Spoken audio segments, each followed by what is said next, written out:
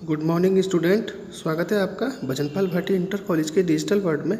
हमारा प्रकरण आज भी चींटी होगा, जिसके रचयिता हैं सुमित्रा नंदन पंत। और इस प्रकरण का मैंने आधा भाग आपको पढ़ा दिया है। आधा भाग जो इसका रह गया है, आज मैं उसी को ही आपको समझाऊंगा। तो समझते हैं। चींटी है प्राणी सामाजिक, वह श्रमजीवी, वैश्य नागरिक। देखा चींटी को, उसके जी को यानी मन को, भूरे बालों की सी कतरन, छिपा नहीं उसका छोटापन। वह समस्त पृथ्वी पर निर्भय यानी बिना डरे विचरण करती घूमती है। श्रम में तन में यानी श्रम में तन में का मतलब है पूरी तल्लीनता के साथ लगना। वह जीवन की चिंगी अक्षय, चिंगी यानी चिंगारी, अक्षय माने कभी न समाप्त होने वाली। वह भी क्या देही है तिलसी, प्राणों की रिलमिल झिलमिल सी। दिन भर में वह मीलों चलती, अथक कार्य से कभी न टलती। अथक बिना थके यानी निरंतर कार्य को करते रहना। यहाँ सुमित्रा नंदन पंत जी ने चींटी की सामाजिकता और क्रियाशीलता पर प्रकाश डाला है। कह रहे हैं कि चींटी है प्राणी सामाजिक।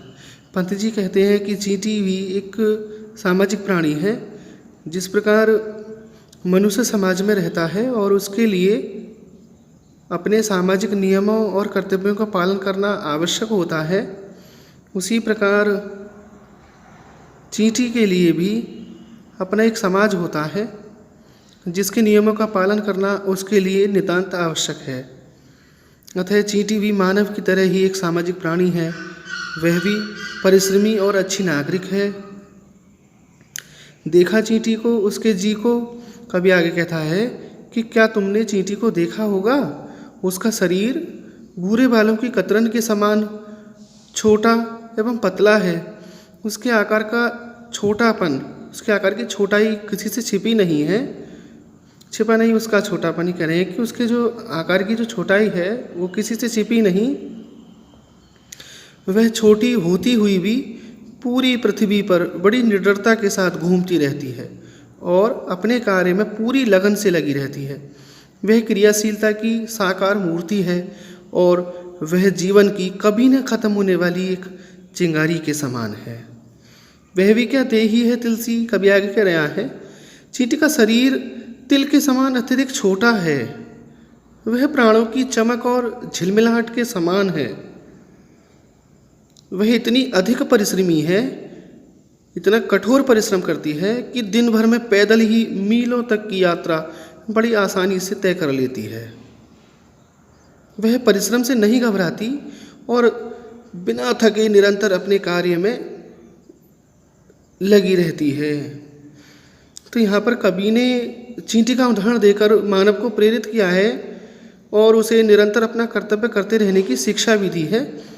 इसका जो काव्य का सौंदर्य होगा प्रिय छात्रों, भाषा जो है इसमें वो साहित्य खड़ी बोली है पूरे प्रकरण की, और रस पूरे प्रकरण में शांत होगा। गुण प्रसाद है, अलंकार उपमा तथा अनुप्रास अलंकार होगा।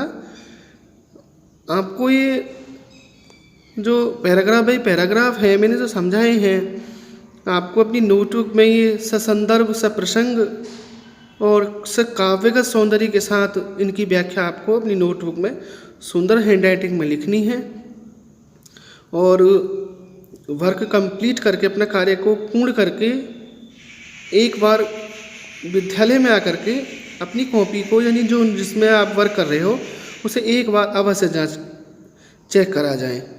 नेक्स्ट वीडियो में मैं एक नया प्रकरण लेकर के आपके सामने प्रस्तुत होऊंगा। तब तक के लिए धन्यवाद।